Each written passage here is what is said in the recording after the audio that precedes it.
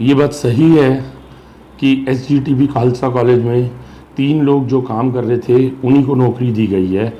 In other words एक तरीके से एब्जॉर्ब किया गया।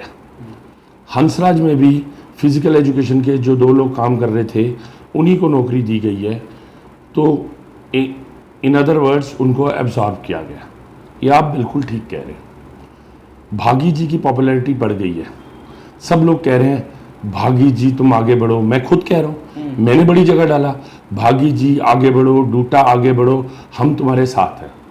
तो हमारे जो साथी इतने टाइम से काम कर रहे हैं, एडहॉक साथी जो काम कर रहे हैं, अगर वो एब्जॉर्ब हो जाते हैं तो मुझे उससे कोई एतराज़ नहीं है, मैं कोई इस बात का विरोध नहीं कर रहा। लेकिन देव, सब बातें कही नहीं जाती, कई बातें अनकही भी होती हैं।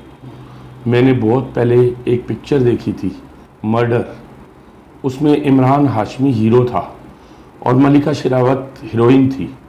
तो इमरान हाशमी गाना गाता है, मेरे साथ एक रात गुजार, कल सुबह तक मैं तुझे दूंगा प्यार, ओ ओ ओ हो।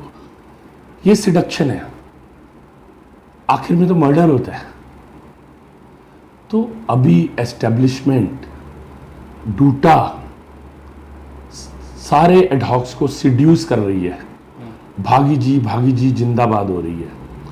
मेरा अपना मानना है कि अभी 10-20 कॉलेजेस में ऐसे ही होगा। 10-20 ऐसे कॉलेजों में इंटरव्यू हो रहे हैं जहां काम करने वाले ऑलरेडी या तो एस्टेब्लिशमेंट के लोग हैं, या कंपैटिबल हैं, या गवर्नमेंट पैरामीटर्स पे सूट करते हैं, तो उन्हीं को रखा जा रहा है। हालांकि मुझे उससे कोई इतराज़ पार से नहीं है, लेकिन इंटरव्यू तो 5000 पोस्टों के लिए होने हैं।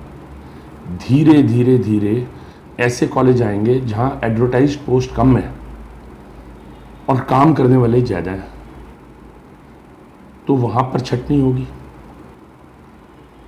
कई जगह ऐसा भी है कि पोस्ट SC की निकली हुई है, काम जनरल कर रहा है। पोस्ट इकोनॉमिकली वीकर सेक्शन की निकली हुई है, काम जनरल कर रहा है। पोस्ट OBC की निकली हुई है, काम जनरल कर रहा है। तो अब रिक्रूटमेंट कैसे होगी? तो इसका मतलब तो रोस्टर के हिसाब से रिक्रूटमेंट होगी, तो यहाँ भी बेरोजगारी आएगी। तो ये सिडक्शन बहुत जल्दी ख़त्म हो जाएगी। और मेरे हिसाब से शबाना आज़मी जो एडहॉक टीचर्स फ्रंट की हैं, आभा देव हबीब जो DTF की हैं, इस बात को अच्छी तरह समझ रही हैं और लोगों को समझाने की कोशिश कर रही हैं, पर उनकी बात कोई समझ नहीं रहा। आज की डेट में भागी जिंदाबाद के नारे बुलंद हो रहे हैं। ये जब छटनी चालू होगी तब कई बातें सामने आएंगी, अभी वो बातें सामने नहीं आएंगी।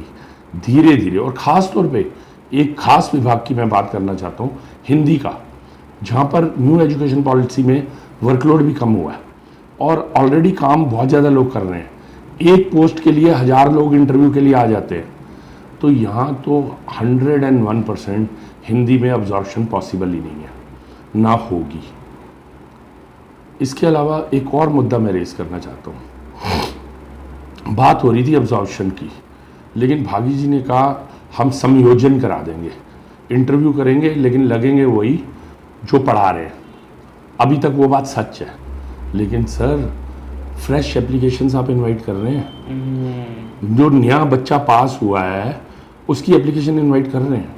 अगर उसे आपने नौकरी नहीं देनी तो उसकी एप्लीकेशन क्यों इनवाइट कर रहे हैं? पहले भी जिन लोगों ने परमानेंट पोस्ट के लिए अप्लाई किया उन्होंने 5 करोड़ के करीब एप्लीकेशन मनी दी है। ये मेरे को यूनिवर्सिटी की जो एग्जीक्यूटिव काउंसिल है और यूनिवर्सिटी कोर्ट है उसके मेंबर्स ने मेरे को बताया कि RTI से पता लगा है कि 5 करोड़ रुपया रजिस्ट्रार ने इकट्ठा किया है, वो आज तक रिफंड नहीं किया गया। तो ये जो नए बच्चे हैं जिन्हें आपने नौकरी देनी ही नहीं है, आप इनसे फीस क्यों ले रहे हो? जब देना ही उनको है जो काम कर रहे हैं, तो आप नए बच्चों से एप्लीकेशन क्यों इनवाइट कर रहे हैं? स्कैम है सर, ये तो बहुत बड़ा स्कैम है, बहुत बड़ा स्कैम है। और एक बात मैं और कहना चाहूँगा, मैंने पहले भी अपने कॉलेज के संदर्भ में बात की थी, एक राजन चोपड़ा के केस में बात की थी, आपको याद होगा। राजन चोपड़ा आज भी आर्यभट्ट का चेयरमैन है और मुझे अब पता लग चुका है कि उसको बनाने वाला रजिस्ट्रार विकास गुप्ता है। मैंने अभी पीछे अपील की है डीयू वाइस चांसलर को कि विकास गुप्ता को रजिस्ट्रार पद से हटाइए, राजन चोपड़ा को आर्यभट्ट की गवर्निंग बॉडी की पोस्ट से हटाइए, मेरे कॉलेज की गवर्निंग बॉडी मीटिंग करवा के जो पेंडिंग एजेंडा टेकअप करके मैंने जो 12 लेटर दिए हैं, जो अनुराधा बाबा सिंह ने एक लेटर दिया है, जो इंद्रजीत ने लेटर दिया है, वो टेकअप करिए ताकि जल्दी से जल्दी कॉलेज में भी माहौल ठीक हो, कॉलेज में भी इंतसाब बने। इस टाइम तो एडमिनिस्ट्रेशन बिल्कुल पंगु हुई पड़ी है। कॉलेज में ना एसी चल रहे हैं, ना पंखे चल रहे हैं। अभी तक स्टाफ काउंसिल के इलेक्शन नहीं हुए, स्टाफ काउंसिल नई कॉन्स्टिट्यूट हुई, पुरानी कमेटीज चल रही हैं। बीच में मेरे को भी एडमिनिस्ट्रेटिव रिस्पॉन्सिबिलिटीज से हटा दिया गया।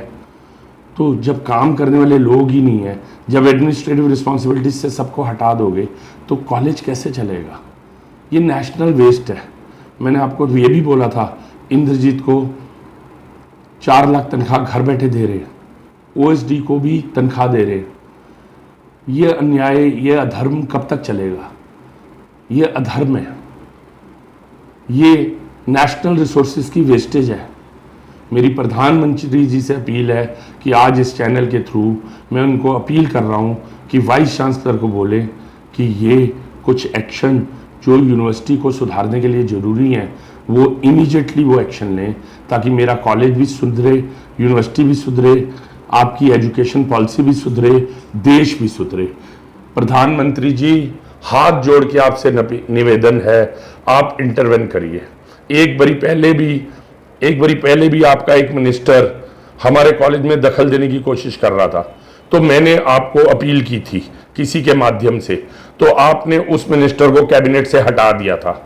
आज मेरी आपसे फिर अपील है कि आप इंटरवेन करिए और वाइस चांसलर को सद्बुद्धि दीजिए, ओएसडी को सद्बुद्धि दीजिए।